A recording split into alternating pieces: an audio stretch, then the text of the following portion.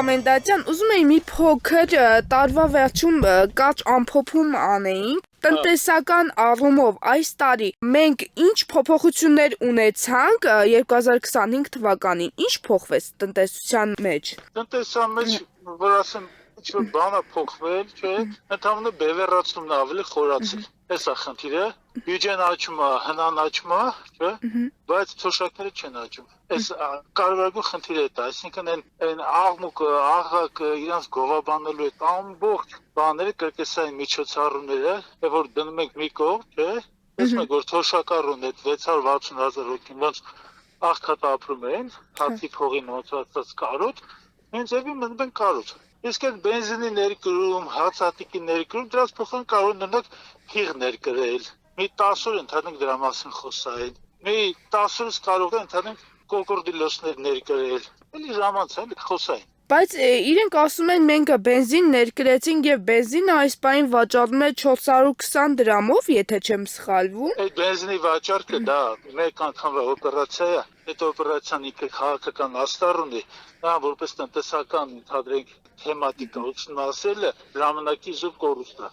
Իսկ այդ էժանացման խնդիրը կարող են ավելացած արժեքի հարկի մեջ որոշակի արտոնություններ կիրառեին էներգակիրների շուկայում, չէ՞, օրինակ գարնանը հատկապես կարող են կիրառել, այդ հարցը էլի կկարգավորվի։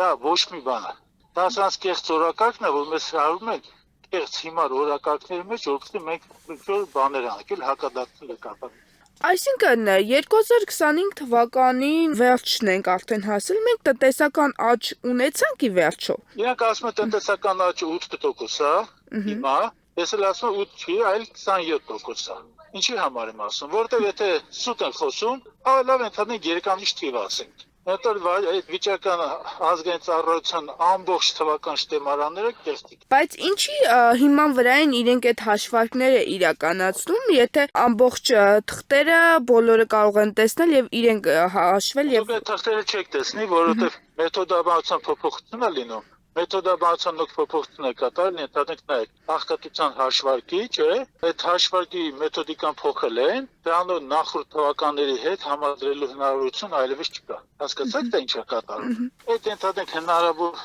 ներդրողների կամ ուսումնասիրողների դրանց ոնց որ այդ թեմայից հեռացնում են տեխնիկական գործիքները։ Պարոն Կոմենտացյան, իսկ ինչ է կարծում 2025 թվականին մենք ունեցանք բազում ներդրողներ, որոնք ուզեցին գալ եւ Հայաստանում ներդրումներ անել, թե ամեն դեպքում խուսափում էին այստեղ ներդրումներ կատարելուց։ Ուղիղ ներդրումներ չկան, ով ասում որ ուղիղ ներդրումներ կան, Հայաստան ստում է։ Եթե ներդրումներ եղել են, ներդրումների մի զգալի մաս եղել է արդեն ներսում գործող բնական մենաշնորհների կազմակերպությունների չբաշխված շահույթը ընդհանրենք նորից ձեռնարկության մեջ վերազինման իմաստով ներդնելը։ Բայց ինչով է պայմանավորված, եթե հաշվենք մնացած տարիներին ներդրումներ կատարվում էին Հայաստանում, հիմա ոնց որ թե այդքան աճ չունենք։ Չէ, այս 18 թվականից հետո ներդրումների հոսքը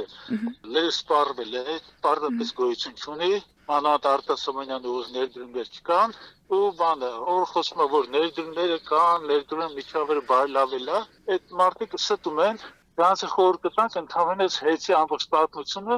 ընդհանրենք այս միջև ընդհանրենք բկետը ուսումնասիրել։ Իսկ 2026 թվականին ինչ է կարծում, որ ոլորտներում, որտեղ թանկացումներ կլինեն եւ ինչ կսպասվի մեզ։ Թանկացումները լինելու են շինարարության մեջ, այդ առաջին, որտեղ պահանջարկ դեռևս կա, անհատ մարզերում հիպոթեքի այդ օրենքը գործելու է, այդտեղ է լինելու մեկ էլ ծառայությունների բնագավառում։ Ինչով է պայմանավորված։ Պայմանավորված է, ասեմ, պահանջարկով, բնականային շինարարության նկատմամբ պահանջարկով, այդ առաջին ծառայություններն էլ կբարձրանա գները, որովհետև ամենայն դեպս արտաքին տուրիզմի բանկա սպասվող բարձրացումը ակնկալվում, դա իմաստով որոշակի մուտքերը պետական բյուջեի կաճեն։ Իսկ տնտեսության ոլորտով, օրինակ ցորենի, բենզինի ներկրումները ըստ ձեզ ոչ մի բան է։ Դրանք ոչ մի բան են, այդ հացահատիկների ներկրումը դա տնտեսական ոչ մի բան էլ չի, դա զրո է։ Ասորեմ, ինչ տեսաբաններով հավաքվեն, ընդհանրենք ինչ-որ մեկի կոշիկի ներբանների մասին լուրջ դեմքով խոսան, դա ոչ մի բան է։ Դա անասնակեր, որ չլինի,